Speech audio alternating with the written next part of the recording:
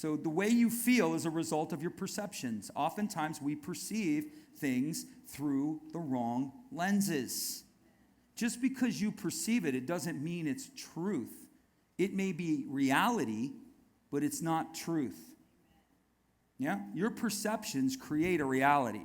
But truth, say with me, truth is not reality. As a son and daughter, come on, I am not to live by reality. I am to live by truth. Come on, you're going to get it. I pursue truth until truth becomes my reality. That's what we do. The reality stinks, but truth is not the reality. We pursue the truth until the truth becomes our reality. Reality means you're broke, but that's not the truth. You're not that's not maybe where you're living, right? Your children maybe not walking with the Lord. That might be a reality. But the truth says that my children shall be taught of the Lord, and great shall be the peace of my children. The Bible says that me and my whole household will be saved. That's a truth. Pursue that truth until that truth becomes your reality. Father, you said, me and my whole household will be saved. I pursue this truth by faith and with action and intercession, and I pursue until I lay hold of this truth and pull it into my reality, and I will continue to do so until it comes. This is what we are. We pull from one world into another. We are fishers of men, not herders of sheep. Why? Fishing pulls from one world into another. It's the whole dynamic. See, that's a spiritual concept that religious Christians don't get because it's a spiritual concept. Jesus could have said, you're herders of cattle. He could have said, I'm going to make you all farmers. He said, you're fishers. Why fishers? Because fishing pulls from another world. We are designed to pull from another world. Spiritually, not religiously, spiritually. We pull and contend for that promise. And I'm going to lay hold of that promise, and I'm going to pull it into this world, and that promise is going to become a reality.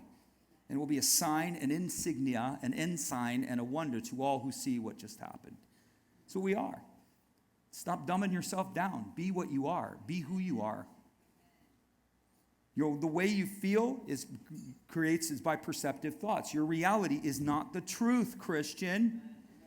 It's not the truth. The weapons of our fight are not the weapons of this world system, 2 Corinthians 10. On the contrary, we have divine power to demolish strongholds. We demolish arguments and every pretense that sets itself up against the knowledge of Christ. Everything that speaks against what God has said, you are to demolish it. You are to not give it a habitation. Oh, my marriage is over. Marriage is over.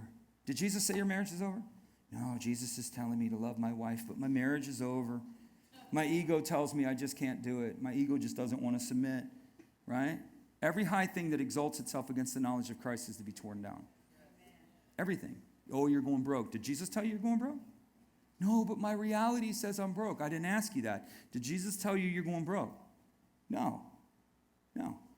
Did he? No. Oh, I'm just a loser. Everything in my life is just a failure. I'm just such a failure. Did Jesus tell you you're a failure? No. But your reality is telling you you're a failure. What does the Lord say? God not only will tell you the truth, he will give you instructions into it. Yeah? Lord, what's the key to the turnaround? I'm broke. Lord, what is the circumstance? What is your will for me?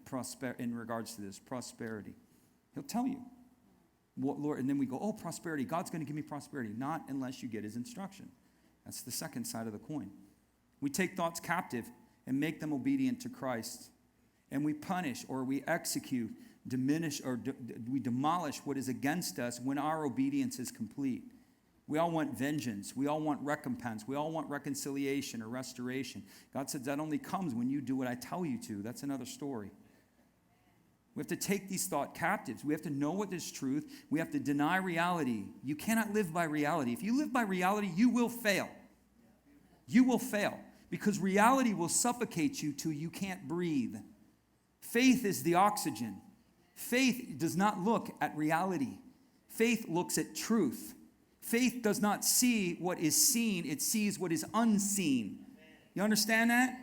And if all you're doing is looking at what is seen, you will suffocate. Just be clear. You have to shift. You have to shift from seeing what is into what is not. God who raises the dead, Bible says, and calls what is not as though it was. Huh? How's that for you? Your reality is telling you something, and the Lord calls what is not as though it was.